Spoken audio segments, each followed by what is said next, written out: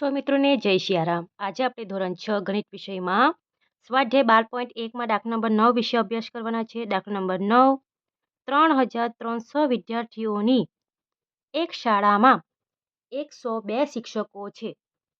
શિક્ષકોની સંખ્યા અને વિદ્યાર્થીઓની સંખ્યાનો ગુણોત્તર શોધો। અહીં તમે જોઈ શકો છો વિદ્યાર્થી કેટલા છે? 3300 અને શિક્ષક કેટલા છે? તો 102। કોની વચ્ચે શોધવાનું છે ગુણોત્તર? તો સૌથી પહેલા શિક્ષક છે અને ત્યાર પછી વિદ્યાર્થી છે, બરાબર। ભલે અહીં તમારા પાસે રકમમાં સૌથી પહેલા વિદ્યાર્થી આપેલો હોય પછી શિક્ષક આપેલું હોય, એનાથી કોઈ ફરક પડતો નથી। તમારે જે ગુણોત્તર શબ્દ હોય એ ગુણોત્તરમાં નામ કોનું પહેલા હોય એ તમારે ઉપર લખવાનું છે। અહીં શિક્ષકોની સંખ્યા જે છે એ પહેલા છે અને ત્યાર પછી વિદ્યાર્થીની સંખ્યા છે, એટલે કે શિક્ષકોની સંખ્યા ઉપર લખાશે અને ત્યાર પછી વિદ્યાર્થીની સંખ્યા નીચે લખાશે। તો આપણે લખી લઈશું અહીં વિદ્યાર્થીની સંખ્યા કેટલી છે કે વિદ્યાર્થીઓની સંખ્યા કેટલી છે? 3300। તે જ પ્રમાણે શિક્ષકોની સંખ્યા કેટલી છે? તો શિક્ષકોની સંખ્યા બરાબર 102, બરાબર। તો આ પ્રમાણે છે। હવે આપણે જે ગુણોત્તર શોધવાનું છે એ ગુણોત્તરમાં શિક્ષકોની સંખ્યા પહેલાં લેવાનું છે, કારણ કે એ સંખ્યા પહેલું છે, બરાબર। તો ગુણોત્તર બરાબર શિક્ષકોની સંખ્યા છેદમાં વિદ્યાર્થીઓની સંખ્યા, બરાબર। આટલું થાય એટલે તમારે પછી જે અંક આપેલો હોય એ તમારે લખી લેવાના, બરાબર, સંખ્યા લખી લેવાની। તો શિક્ષકોની સંખ્યા 102 છે અને વિદ્યાર્થીની સંખ્યા 3300 છે। હવે અહીં 102માં એકમનો અંક 2 છે। એકમનો અંક 2 હોવાથી તે 2ની વિભાજન ચાવીમાં આવશે, એટલે કે 102ને આપણે 2 વડે ભાગ જશે અને 3300માં એકમનો અંક 0 છે, એટલે કે એને પણ આપણે 2 વડે ભાગી શકશું, બરાબર।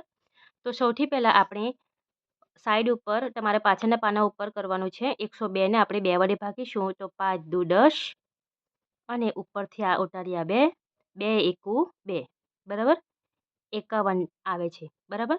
51ને પછી આપણે જોઈ શકીએ છીએ કે 51 જે છે એ 17ના ઘડિયામાં આવે છે। 17 તારી 51 થાય છે। જો ઘડિયા આવડતું હોય તો આવા તમને અવયવ પાડતા આવડી જશે, બરાબર। 1 થી 20 સુધીના ઘડિયા તમારે મોઢે કરી લેવાના છે।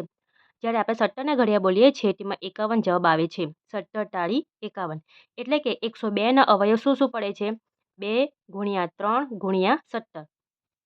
તો જે અવયવ પડે છે એ આપણે લખી લઈશું, બરાબર।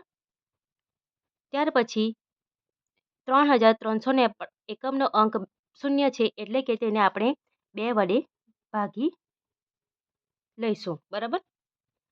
2 એકુ 2, 1 ઉપરથી 3, 2 છંગ 12, 13માંથી 12 બાદ કરીશું તો 1 આવશે, ઉપરથી ઉતાર્યો 0, 2 પચામ 10, 0 0 અને આ પાછા 0 ઉતારીશું તો 0 આવશે। તો 0 આ મૂકવાના, ઉપર મૂકવાના, એટલે કે 2 ગુણ્યા 1650, બરાબર, આટલો આવ્યું। પછી જુઓ એમાં 2 તો આવે છે, પછી નાની રકમ કઈ છે? 3 છે। તો 3 વડે આ સંખ્યાને ભાગી શકાય કે તે તમારે જોઈ લેવાનું છે।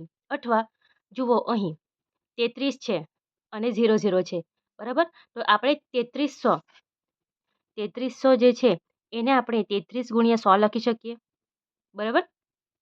3300 જે છે એને આપણે 33 ગુણ્યા 100 લખી શકીએ અને 33 જે છે એ 11ના ઘડિયામાં આવે છે। 11 તારી 33 અને 100 જે છે એ 2 વડે ભાગી શકાય છે।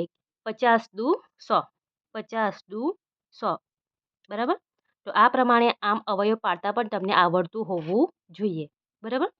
જ્યારે 3300 આપેલો હોય ત્યારે આપણે 33 ગુણ્યા 100 કરીએ તો આપણો ઉપરનો જવાબ આવી જાય છે। બંને કિંમત સરખી હોય તો 11ના ઘડિયામાં આવે છે।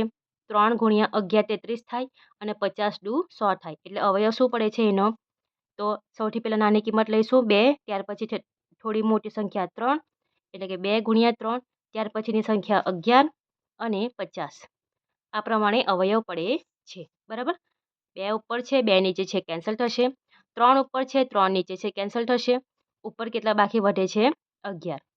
હવે જુઓ ગુણાકારનું ચિહ્ન છે 11 પંચા 55 અને આ જે શૂન્ય છે એ લખી લેવાનું એટલે કેટલા આવશે 550.